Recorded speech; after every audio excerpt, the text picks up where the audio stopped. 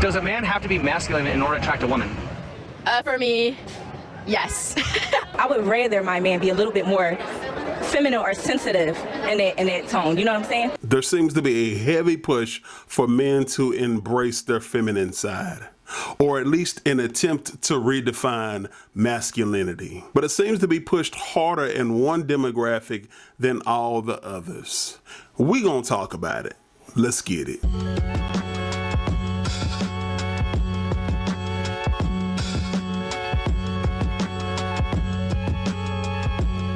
Thanks for joining me on That Christian Fam.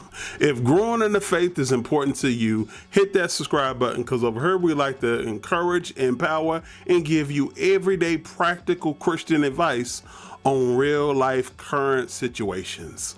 We drop videos whenever we drop videos. So hit that notification bell, because for the first half hour, we respond to comments immediately.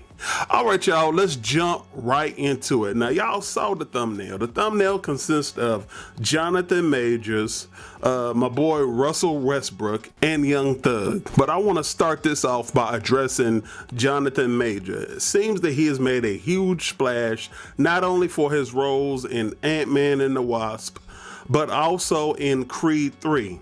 But he's also turning heads in his recent photo shoot with Ebony magazine. Now, these photos, y'all, have caused a lot of controversy, because you have this seemingly masculine man who seems to be dressed effeminate, with effeminate mannerisms and whatnot. Now, I know that Ebony magazine, in their article, they came out and said, well, you know, a lot of people are overlooking the fact that this was a photo shoot catered towards Valentine's Day. But I don't know, I find that hard to believe, because if it was really all about Valentine's Day, why wouldn't you have him in a photo shoot with a woman? But here's a quote I can't let go of that Jonathan Majors said himself. He said, "Entertainment is a means of catharsis, and that leads to change."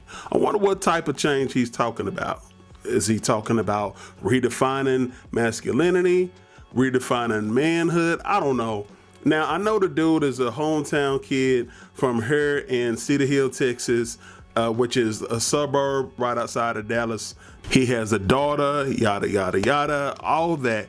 And he doesn't come off as if this is his lifestyle. But the thing I would caution him against is making it seem as if this is supposed to be the norm, as if this is supposed to be accepted, like this is how men should dress. Again, I'm not saying that Jonathan Majors' sexual preference is one way or the other. I would just err on the side of caution and not do those photo shoots in that manner. Now look, they probably threw him a bag and he's like, hey, listen, money is money. I'm not paying this man's bills. But look at this video and let me know what y'all think. I'm like, come on, dude. Really? Wow. But look, y'all, it's not just him. They got Young Thug, they got P. Diddy, they even got my boy Russell Westbrook sporting the dress. I'm a Lakers fan through and through, and I am glad we traded him. But do you see the common thread with all of the men I just pointed out? You never see George Clooney, you never see Matthew McConaughey, Channing Tatum, Ben Affleck, or that dude Chris Hemsworth. You never see them doing photo shoots in dresses. I'm not talking about the roles they may have played in the movie. I'm just saying throughout history, we don't see men like them posing in dresses. But it's causing a lot of confusion, to the point to where African American women are confused as to what to expect from their men. I'm gonna show y'all a clip here in a minute, but I'm gonna pose a fun little question to y'all. Is cereal a soup? And I had to work hard to say cereal because I say cereal. But listen, is cereal a soup? Think about that question. I want y'all to comment on the video, is cereal a soup? Because there could be an argument to where yes, they both have similar qualities or similar properties. They both have solids, they both have fluids, and they both are mixed up to a point to where, you know, you could see, or you could make an argument that cereal is a soup. Now, now look, I know that cereal is cereal and soup is soup. Although they have things in common, there are distinct differences that make cereal cereal and soup soup. Now take my little analogy and put that on the big screen called life. That's exactly what's happening in our society today. They don't want us to look at men as men or women as women. They want us to look at them as it's instead of a man being a man and a woman being a woman. Though they do share similarities, though they do share the same characteristics, there are distinct differences that define a man as being a man and a woman as being a woman. But what society and the powers that be are trying to do is they're trying to conflate the two and say, no, we want you to be gender fluid, to where, hey, you can be a man, you can be a woman. Similar to the little question I just posed on if cereal is a soup. Y'all think about that. But let's go to the scriptures real quick. 1 Corinthians 16, 13, and 14 NIV says this: be watchful, stand firm in the faith, act like men, be strong, let all that you do be done in love. So there's an obvious implication that there's an expected way for men to act. It says to act like men, be strong, let all that you do be done in love. That to me doesn't sound like femininity. Let's look at what Jesus had to say. Let's go to Matthew chapter 11, verses 7 and 8, the NIV. It says, as John's disciples were leaving, Jesus began talking about him to the crowds. What kind of man did you go into the wilderness to see? Was he a weak reed swayed by every breath of wind? Or were you expecting to see a man dressed in expensive clothes? No. People with expensive clothes live in palaces. Now, there's a deeper implication that Jesus was referring to. In those days, the king and the king's men dressed in soft, effeminate clothing, gorgeous clothing. They were delicate, gentle men. They weren't the hard men as Jesus described John the Baptist to be. Y'all, I say this all the time. Jesus had a way of getting people told. He had a way of getting his point across, and he did it without sinning, in love, but stern all at the same time. Now I'm about to go deeper. How did all of this start in this country when it comes to African American men being effeminate? Well, we got to go back hundreds of years to the pages of Willie Lynch. Y'all, I'm going there. He had something called the Negro marriage. Now, he didn't call it the Negro marriage. He actually called it the N-word with the hard ER marriage, all right? Let me pull up what he had to say about this marriage. He says the Negro marriage: we breed 2 Negro males with 2 Negro females. Then we take the Negro males away from them and keep them moving and working. Say one Negro female bears a Negro female and the other bears a Negro male. Both Negro females being without influence of the Negro male image, frozen with an independent psychology, will raise their offspring into reverse positions. Y'all, this is deep. The one with the female offspring will teach her to be like herself, independent and negotiable. We negotiate with her through her. By her, we negotiate with her at will. The one with the Negro male offspring, she being frozen with a subconscious fear for her life, will raise him to be mentally dependent and weak. Look at that, y'all. But physically strong. In other words, body over mind. Now, in a few years, when these 2 offsprings become fertile for early reproduction, we will mate and breed them and continue the cycle. That is good, sound, and long-range comprehensive planning. When it comes to the Negro male, is to raise him to be effeminate. Yes, he may be strong physically, but he's weak psychologically. Y'all, this is a demonic scheme.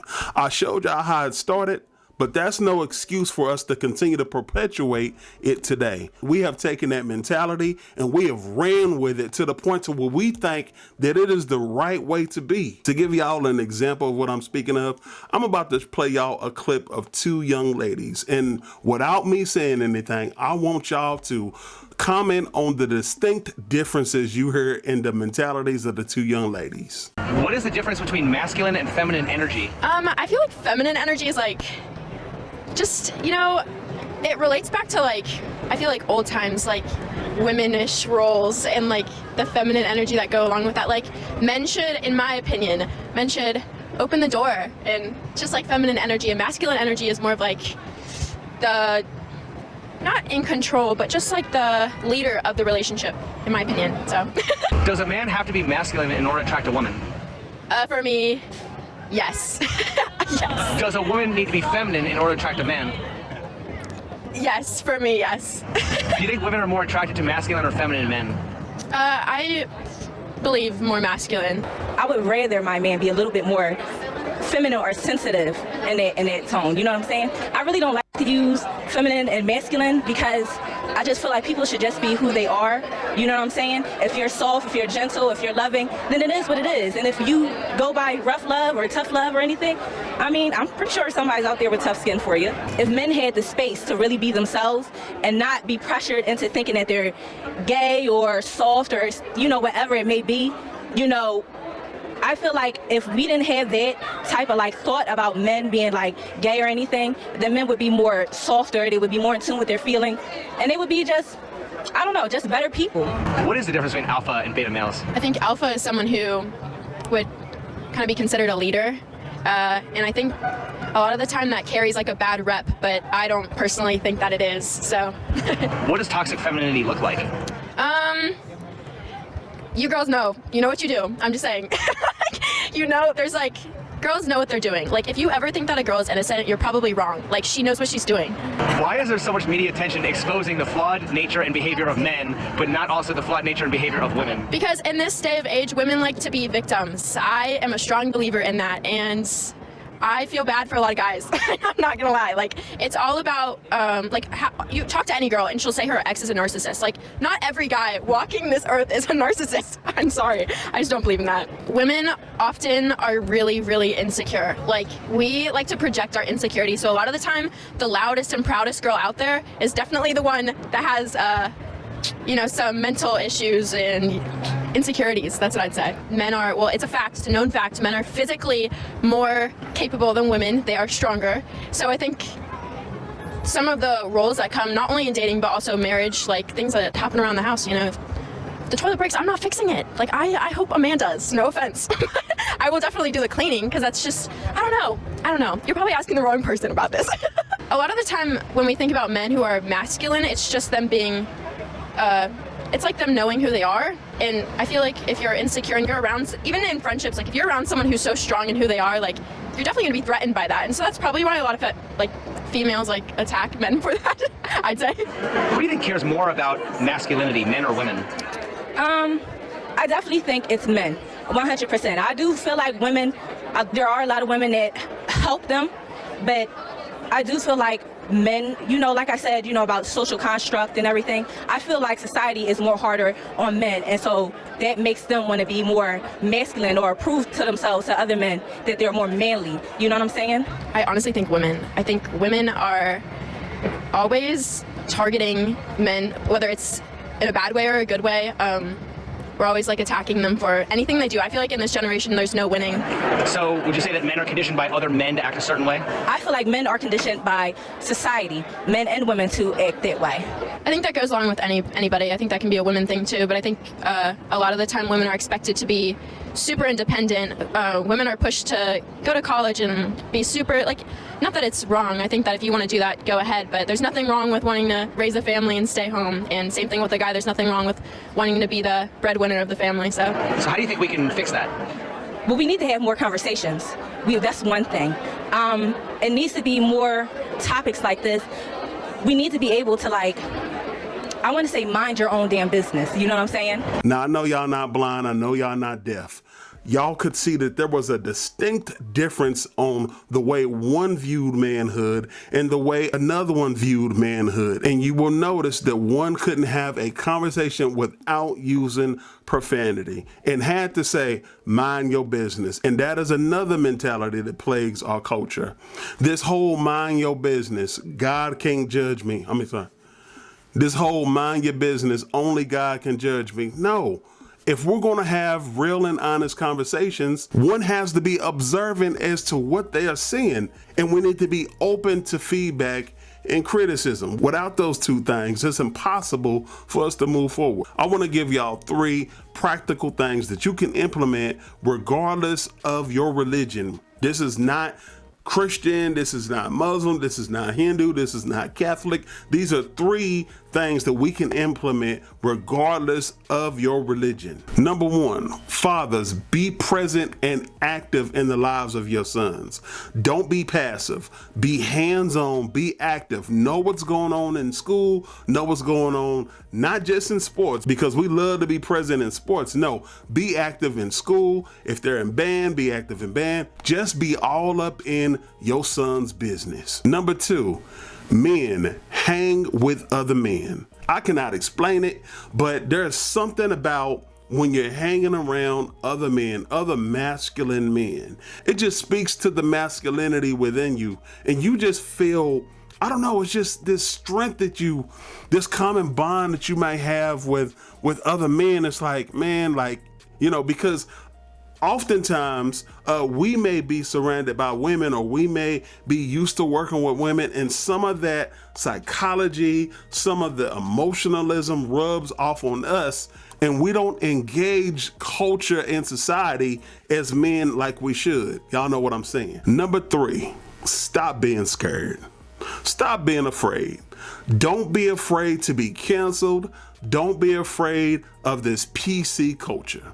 None of that has gotten us anywhere. So what if somebody cancels you? So what if somebody says that, you know, you're not woke per se? Mean what you mean, say what you say. At the end of the day, right is right and wrong is wrong. Now look, exercise wisdom in all situations. I'm not saying that. But what I am saying is when it comes to raising our children, and specifically our sons, we cannot be beholden to certain ideologies and certain cultures just so we can be their friends. We're called to be their daddies, not their friends. And lastly, for us fellow believers in Jesus Christ, I want to leave us with a scripture. Let's go ahead and flip over to 1 Corinthians chapter 10, verse 23. I want to read from the Amplified version.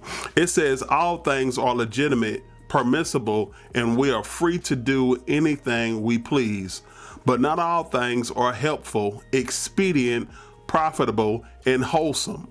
All things are legitimate, but not all things are constructive to character and edifying to spiritual life. So Paul is speaking to culture, and he's saying, listen, your culture says that, yeah, you have the right to do this, that, and the other. But Paul comes back and says, right, you can do those things, but are they wise? Are they constructive to your character? Are they helping your spiritual life? Are they wise to do? Understand, we have the liberty to do anything we say, but we have to understand that those things come with consequences, repercussions, and ramifications. Think about that the next time you choose to do or not to do something. This is That Christian Fam, where we shape our worldview around God's reality. Thanks for watching. I hope I helped somebody on the other side of this video. And for all the trolls or anybody else, if you're offended, I really don't care. I'm closer than I may appear. Catch me riding right beside you. Like, why is he already here? Gotta get it cause I'm able. Take the money, leave the face.